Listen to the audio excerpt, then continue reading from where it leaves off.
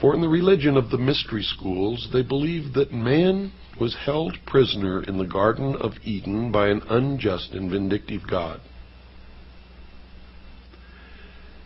and that man was not told by this unjust and vindictive God that he could have the same powers. And man was set free from the bonds of ignorance by Lucifer through his agent Satan, and many believe that the two are the same, and that's okay because maybe they are. And that through the gift of intellect, man himself will become God. Now, for those of you who understand what I am imparting to you now, you may not even have to listen any farther, for it explains everything that has ever happened in the history of man, and everything that is happening now, and all that is to happen in the future.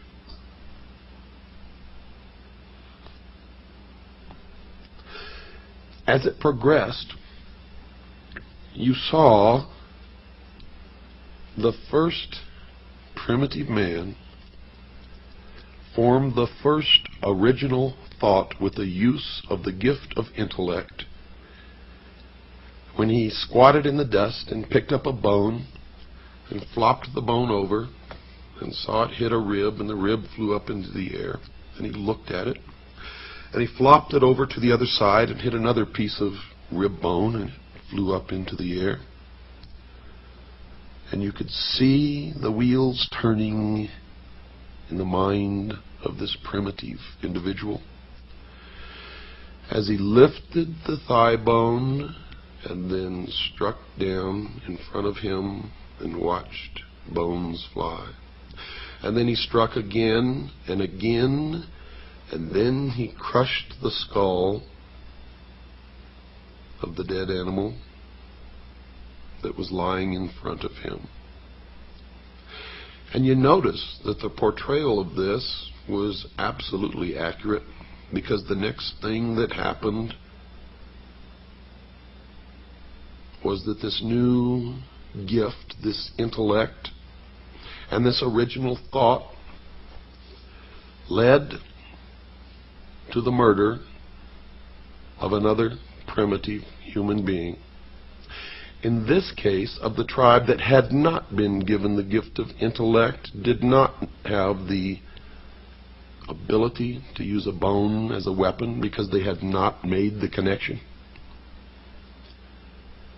And you watched in the symbology of that movie the murder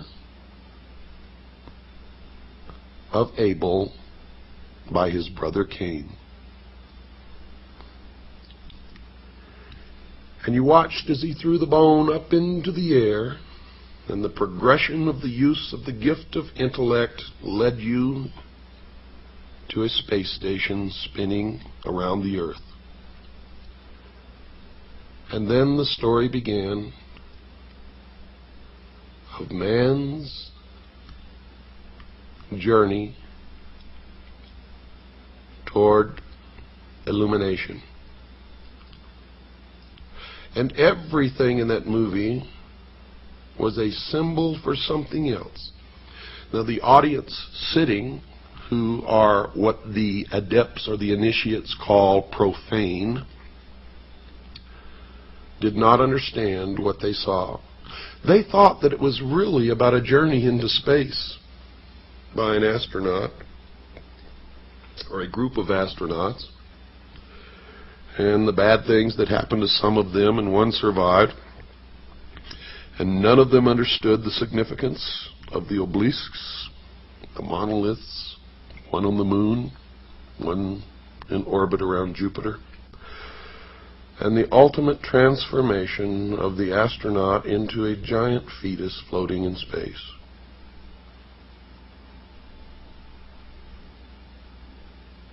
And to tell you the truth, when I first saw the movie, I didn't really understand it either, but I knew that there was something of such import there that I needed to know, that I never stopped studying until I found out.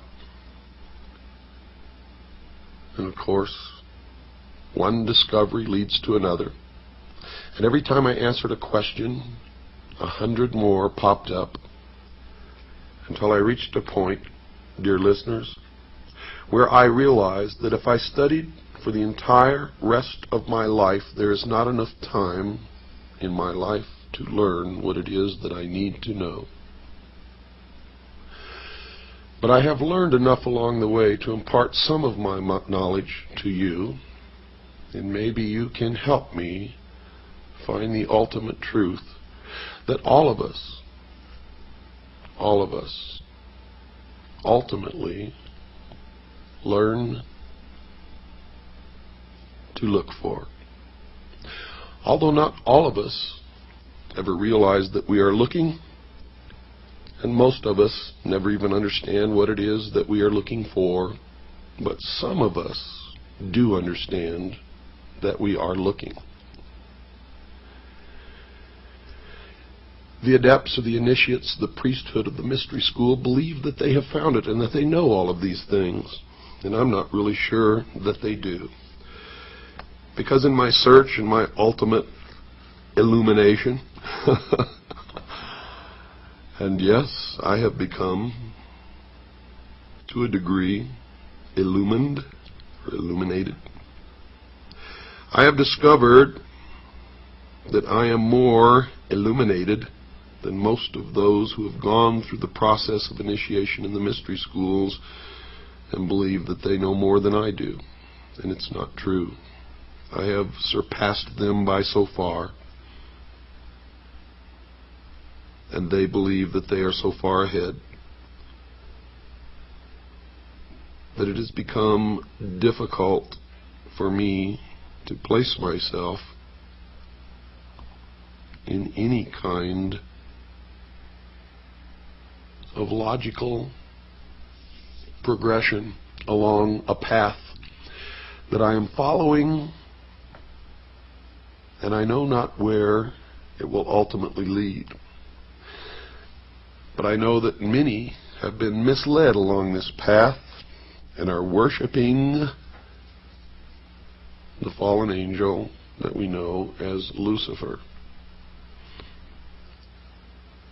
Many believe that Lucifer and Satan are the same. Many people believe that they are totally different entities and that Satan is evil and Lucifer is not.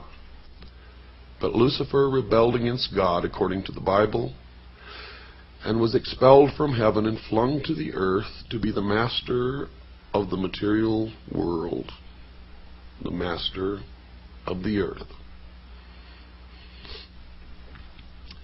Now, if Lucifer is indeed Satan, how this transformation took place, I am not wise enough to know. If they are different, then I have not yet discovered where Satan came from, if Lucifer is not Satan. Now, there are people who have professed to know the answers to these questions and have sat down and we have talked for hours. And I still am not sure that they are right or that they are wrong. And I'm still looking for the answer to that question. But I do know this. Ancient man witnessed something that he described in his oral history and in his writings. And it could probably be called the first UFO sighting in the history of the world. How art thou fallen from heaven, O Lucifer, son of the morning star? Now notice, Lucifer was called the son of the morning star. It was also called the morning star. And there is a great mystery here, because Christ also called himself the morning star. Now, how all that fits together, I do not know, but I have been told by those who have been initiated in the mystery schools that Christ and Lucifer are one and the same being. However, I cannot bring myself to believe that. What you believe, of course, is your own business and is not my intention to make you believe anything. but rather to impart to you what I have learned over many, many years of study into the secrets of those who worship the ancient mystery religions in secret for thousands of years. For you see, that monkey who sat there squatting on his haunches in the desert, striking the earth and the pile of bones with this great thigh bone, was the first priest of the mystery schools. And it was this first priest who then began to initiate others into the secrets.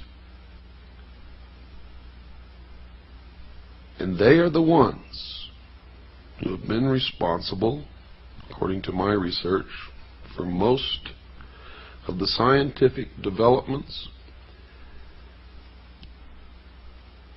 and the forward movement as far as material progress goes of the human race. For they were the learners. They were the ones who developed science. They were the ones who hid their developments and used their science and their knowledge and their secrets to govern others. Usually not as kings, but as advisors and as priests, and in all actuality, the powers behind the thrones in ancient times and even today. They have ruled from the shadows, you see, and they call themselves the guardians of the secrets of the ages. And their first religion was called astrotheology, or the worship of the heavens. And their first object of worship was the sun. The second object of worship was the moon. And everywhere you see the mystery schools or the mystery religion, you will see the symbols of the sun and the moon, also known as Osiris and Isis, and the child Horus, which I will explain the meaning of later. Man's newfound intellect set him upon a quest that, according to those who say that they know, has never ended, even unto this day. And the modern day equivalent of this ancient mystery religion calls itself the Order of the Quest. And you will see it reflected in many of their outward exoteric branches, where they disseminate information to the public, or manipulate the public, or deceive the public, as the profane to them are nothing more than cattle to be herded and occasionally to be led to the slaughter.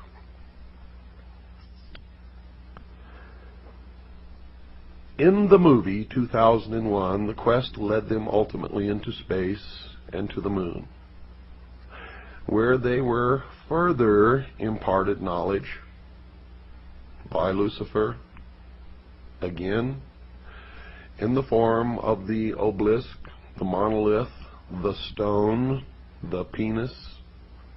And you will understand what that means later when we get into the Osirian cycle, or the legend of Isis, Osiris, and the child Horus.